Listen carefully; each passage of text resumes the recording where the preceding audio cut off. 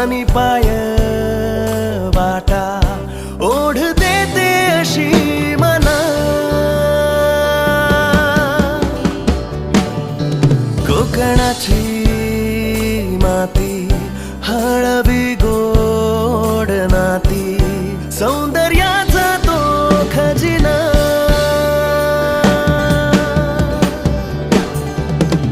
सागरी किनारा वाहे धुंदगार वारा लाल परीचा तो असा प्रवास होणारा आपलीच माणस असा.